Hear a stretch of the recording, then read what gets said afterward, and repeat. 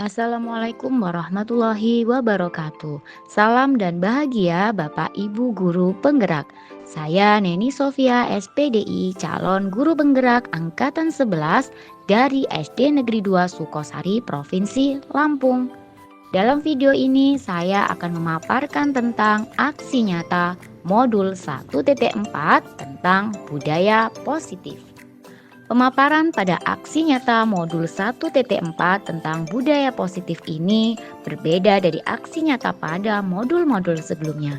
Pada aksi nyata ini kami diberi tugas untuk berbagi pemahaman tentang budaya positif kepada seluruh warga sekolah.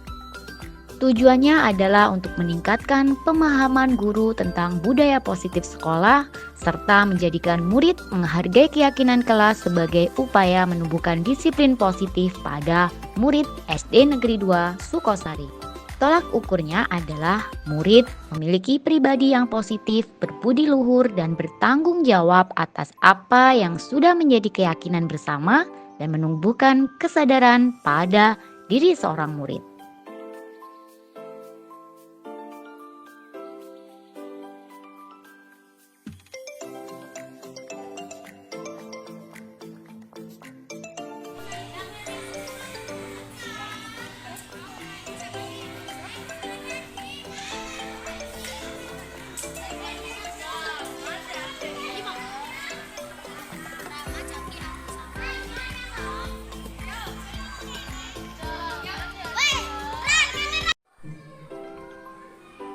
Assalamualaikum warahmatullahi wabarakatuh.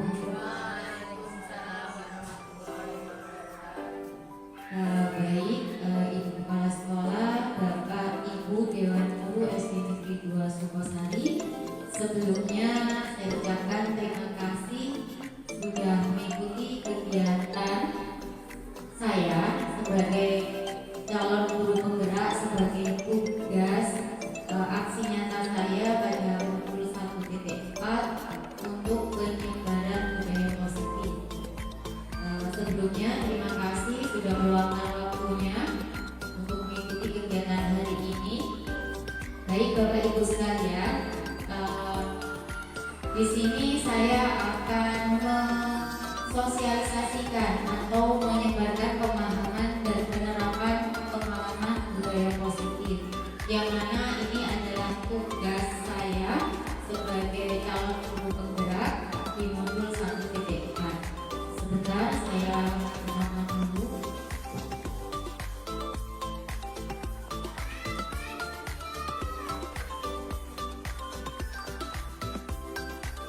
Ya. Penyebaran pemahaman dan penerapan pengalaman budaya positif. Pada modul 1.4 ini kami calon guru penggerak diberikan materi tentang budaya positif. Setelah sebelumnya pada modul 1.1 itu ada pembelajaran Ihsan Dewantara, 1.2 tentang nilai dan peran guru penggerak, 1.3 tentang visi guru penggerak yang pendampingan bulan lalu sudah saya sosialisasikan, dan yang sekarang 1.4 tentang budaya positif. Jadi Bapak Ibu sekalian, tentang budaya positif ini kita sebagai seorang guru penggerak diberikan sebuah modul ini agar bisa mengimbaskan atau berbagi dengan Bapak Ibu sekalian tentang materi ini. Konsep inti budaya positif, ada perubahan paradigma, disiplin positif, nilai-nilai kebajikan, kebutuhan dasar manusia, motivasi perilaku manusia, posisi kontrol guru, keyakinan kelas, dan segitiga restitusi. Disiplin positif adalah merupakan salah satu cara menerapkan disiplin yang bertujuan untuk menumbuhkan kesadaran serta memberdayakan peserta didik tanpa imbalan penghargaan, ancaman, atau hukuman. Selanjutnya, nilai-nilai kebajikan, nilai disepakati bersama lepas dari suku, bangsa, agama, bahasa, maupun latar belakangnya, yaitu profil pelajar Pancasila, beriman dan bertakwa pada Tuhan Yang Maha Esa, dan berakhlak mulia, berkepemimpinan global, gotong royong, mandiri, kreatif, dan bernalar tinggi. Karena ini adalah sebuah budaya positif, semua di situ dijelaskan bahwasanya nilai kebajikan ini tidak memilah antara suku, agama, ataupun bangsa. Jadi kita sebagai seorang pendidik harus bisa memberikan sebuah nilai kebajikan yang nantinya akan diberikan oleh peserta didik. Baik Bapak Ibu sekalian, di sini ada profil pelajar Pancasila. Agar tidak terlalu tegang, mari kita bersama-sama membunyikan pelajar profil pelajar Pancasila. Tadi bersama-sama Bapak Ibu sekalian, 1, 2, 3. Pelajar Pancasila beriman dan bertakwa pada Tuhan Yang Esa dan berakhlak mulia, berkebinekaan global, gotong royong mandiri, kreatif dan bernalar kritis. Baik, terima kasih Bapak Ibu sekalian. Pada kurikulum Merdeka yang ditekankan adalah profil pelajar Pancasila. Bagaimana kita sebagai seorang pendidik muaranya harus murid ini harus mampu memiliki sebuah nilai, yaitu profil pelajar Pancasila. Nilai kebajikan selanjutnya yaitu toleransi, rasa hormat, mandiri, menghargai, antusias, empati, keingintahuan, kreativitas, kerjasama, dan percaya diri. Keterampilan hidup dapat dipercaya, pendengar yang aktif, tidak merendahkan orang lain dan tidak merendahkan orang lain. Artinya saling menghargai. Kebutuhan dasar manusia. Kebutuhan dasar manusia adalah segala sesuatu yang kita lakukan untuk mendapatkan apa yang kita inginkan. Seluruh tindakan yang dilakukan memiliki tujuan tertentu, dan semua usaha terbaik yang kita lakukan adalah dalam rangka agar kebutuhan dasar kita terpenuhi dengan baik. Nah, kebutuhan dasar manusia itu ada 5 Bapak Ibu sekalian. Yang pertama, bertahan hidup, ada mendapatkan kasih sayang, ada mendapatkan penguasaan, kebebasan, dan kesenangan. Di modul ini kami memberikan sebuah materi 5 kebutuhan dasar manusia ini. Bagaimana caranya seorang guru itu bisa menerapkan 5 kebutuhan dasar pada siswa. Jadi bertahan hidup, contohnya kita disuruh menganjurkan setiap pagi bertanya sama peserta didik, sudah sarapan atau belum. Itu salah satu di antaranya kriteria dari kebutuhan dasar seorang murid untuk bertahan hidup. Dengan kita bertanya, itu artinya murid mendapatkan sebuah kasih sayang dari seorang guru. Kebebasan. Nah, di sini kurikulum Merdeka di sini pendidikannya cara belajarnya adalah memberikan sebuah kebebasan pada peserta didik. Tetapi kebebasan tersebut bagaimana caranya mereka memilih metode pembelajaran sesuai keinginan mereka, tetapi tetap menyenangkan dan juga penguasaan pada diri mereka sendiri dan sesuai dengan kita sebagai seorang pendidik. Selanjutnya yaitu motivasi perilaku manusia. Ada 2, ada ekstrinsik, ada intrinsik.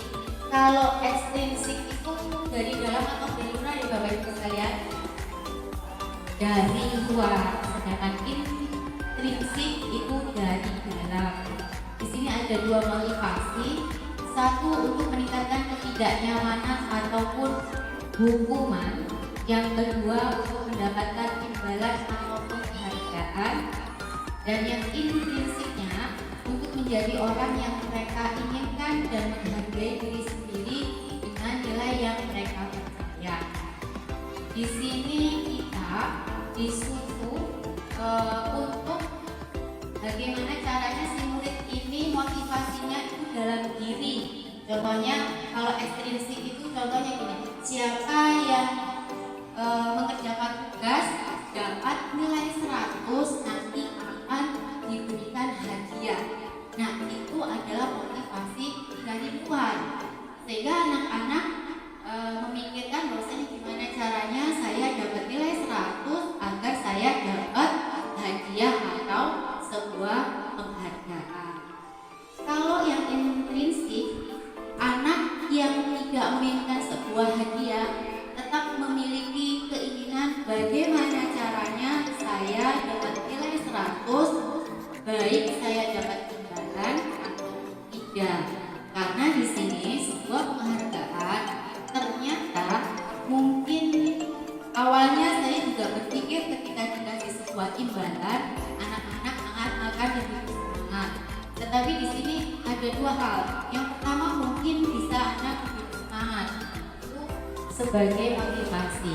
Tetapi kalau ternyata sebuah imbalan atau sebuah penghargaan hanya penyemangat sementara, ini tidak baik. Jadi bagaimana caranya kita sebagai seorang guru harus bisa menerapkan motivasi perilaku peserta didik di kriteria yang kedua, yaitu intrinsik dalam diri mereka sendiri. Selanjutnya di sini ada dukungan, konsekuensi, dan restitusi dalam sebuah penyelesaian masalah. Di sini ada 3 cara: hukuman, konsekuensi, dan restitusi. Kalau hukuman tidak terencana bersifat satu arah berupa hukuman fisik, sedangkan konsekuensi terencana disepakati sesuai peraturan, murid tetap dibuat tidak nyaman. Kalau hukuman mungkin contohnya seperti anak melanggar sebuah peraturan langsung dihukum ketika itu juga.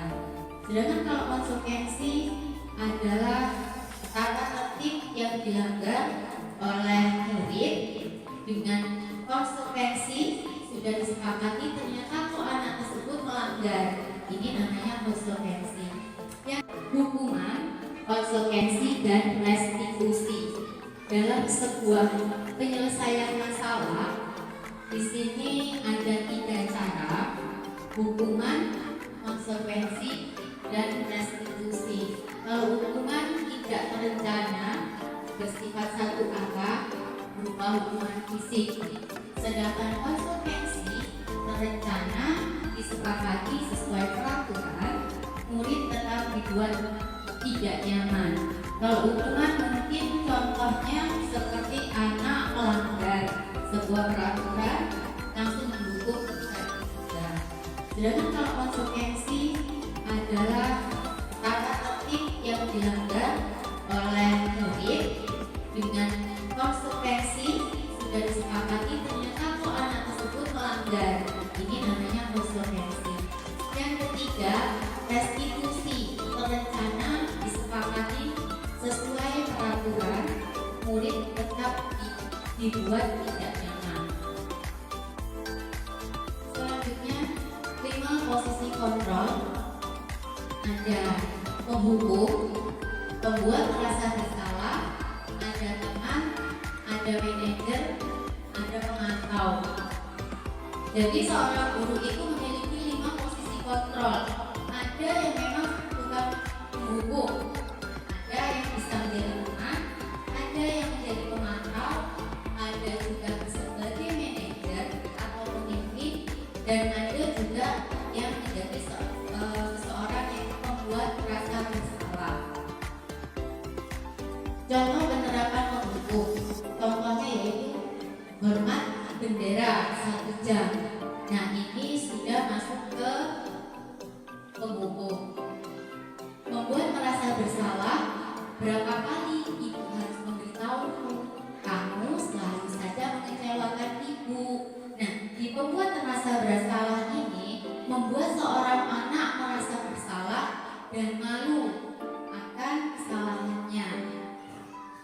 Sedangkan teman, ayo dong kita ikuti aturan, lain kali jangan berbuat seperti hal ini lagi.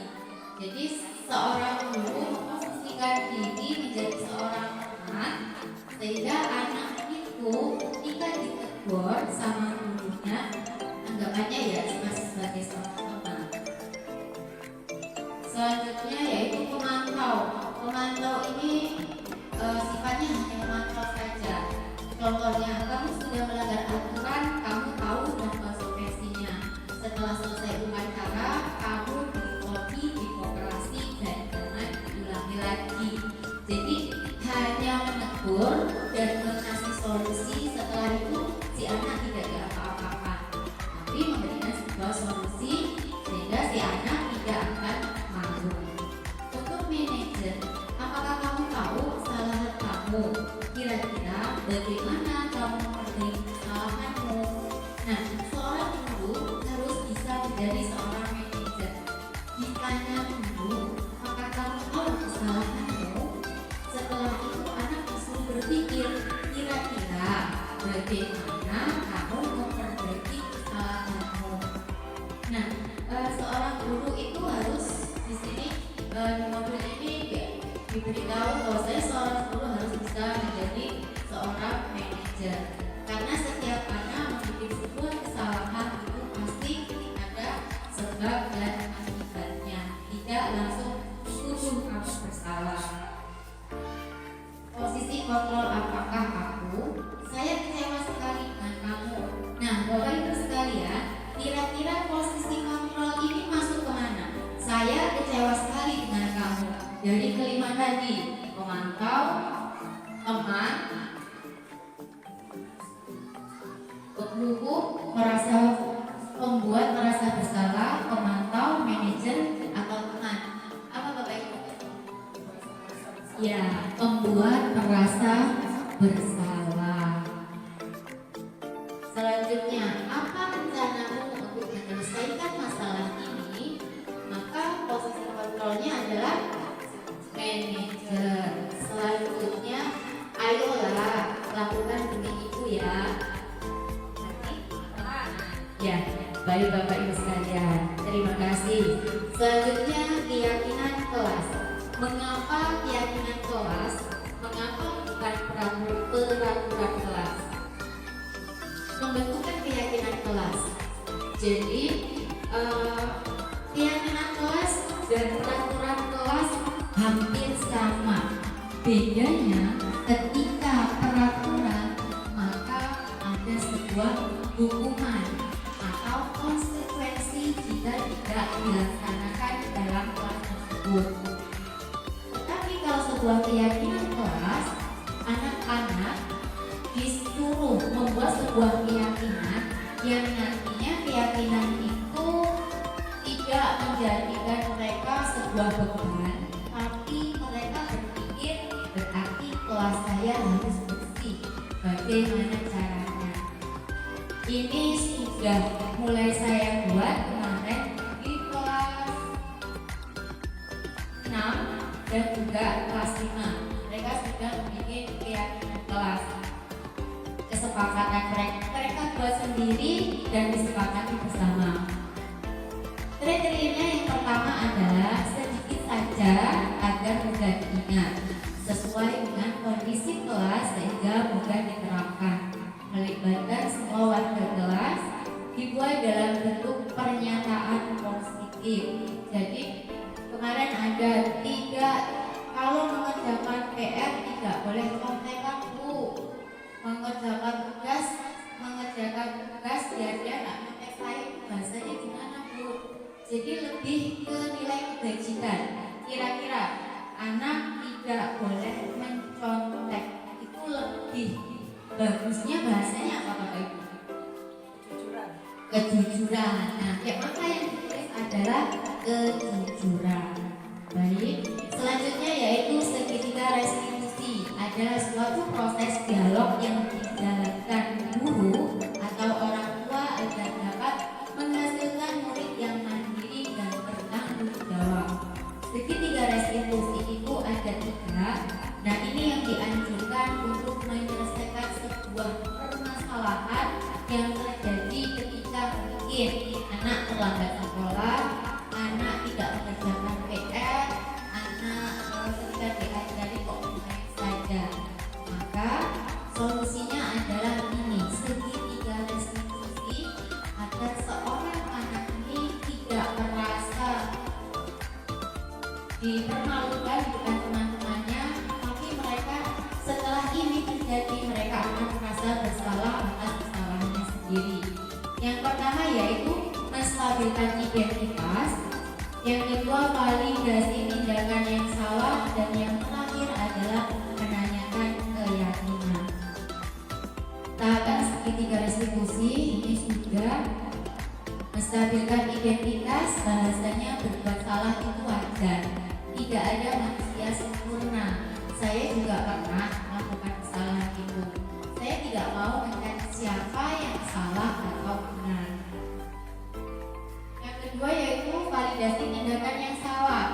Kamu pasti punya alasan mengapa melakukan itu. Kamu melakukannya karena mempertahankan sesuatu yang penting bagimu. Padahal kamu bisa melakukan yang lebih buruk dari ini ya. Menanyakan sebuah keyakinan. Apakah keyakinan kelas atau sekolah kita? Maksud di sini adalah ketika seorang murid memiliki sebuah kesalahan, kita kembalikan pada murid tersebut, kita tanyakan apakah yang sedang mereka lakukan itu sesuai dengan keyakinan kelas atau sekolah yang sudah disepakati bersama. Setelah itu beri sebuah pertanyaan, nilai apa yang telah disepakati bersama. Yang ketiga, kamu ingin menjadi orang yang seperti apa? Terima kasih, Bapak Ibu sekalian. Di sini saya tampilkan, kemarin saya sudah sempat membuat video restitusi. Ini tugas di demonstrasi wajib luar, dan ini artisnya Zaki.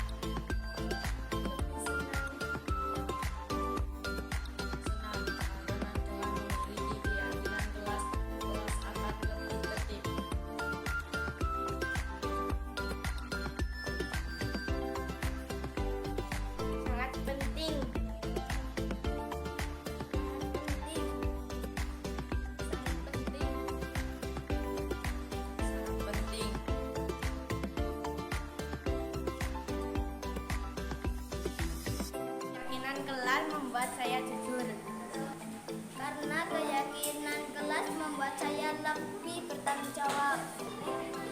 Karena keyakinan keras membuat saya lebih